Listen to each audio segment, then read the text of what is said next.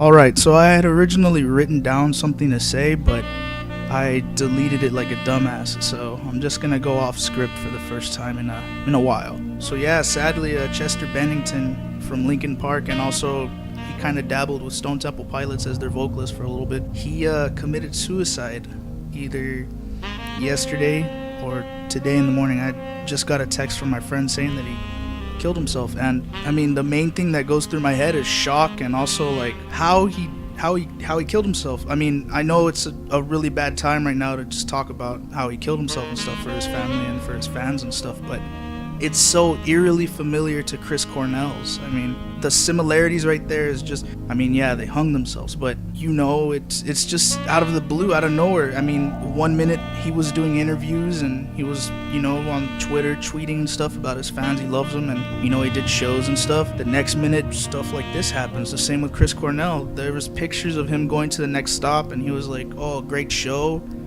You know, we had fun and stuff, and then out of the blue, you know, it just happened. And, you know, I just reviewed their album One More Light, and I gave it a 4 out of 10 because that's what I was feeling when I listened to it initially, you know.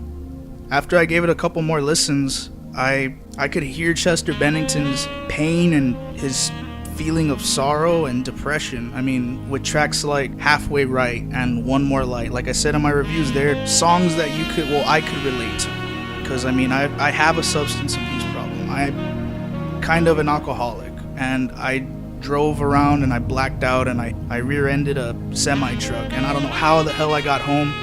Just like most nights, I don't know how the hell I get home, but I mean, I do, by the grace of my grandmother watching over me, my family members somewhere up there, I don't know, but I just get home and thank somebody that, you know, I have another day on this earth. Yeah, like, you can feel his pain, and that's what I've always liked about Linkin Park. That's why in the review I kept saying that this doesn't really feel like a Linkin Park album, because in the previous ones they always had emotions or something, like within the end, you know, just dealing with all that stuff. In the end, it doesn't really matter. Like he says, it doesn't even matter. Or songs like Paper Cuts or Breaking the Habit, you know, Breaking the Habit, I'm gonna, you know, paint it on the walls, and, you know, all that stuff. Or even on their new album, the Halfway Right tracks and One More Light. I mean, just those tracks to me are what Linkin Park are really about. The emotional side and the side of hearing Chester Bennington's voice singing about pain, feeling like just a normal human being, you know, going through stuff, ups and downs, like how we all do. That's why there were so many fans from the beginning. I mean, they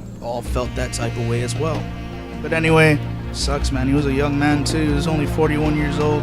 God, man, it just seems like so weird, because I mean, he seemed like he had so much energy and stuff, but then again, like I said with the album, I mean, you could feel his pain and stuff. Maybe he was trying to tell us something, like how David Bowie did with his Black Star album. He had cancer and no one knew, but he recorded that album as a final, you know, a swan song before he left. And I mean, the tracks, when you listen to them, just give that much more of a weighty punch and feeling, because you hear his, not only his pain, but also his, you know, acceptance of what's gonna happen, and he's happy, he's glad he lived his life and stuff. And hopefully after a few more listens of One More Light, I could see it as that kind of way for Chester Bennington as well, like his last hurrah, his, you know, I'm gonna leave this earth, but I'm glad maybe he did this for us to fight on and continue fighting, because I guess he was just tired of fighting his battles.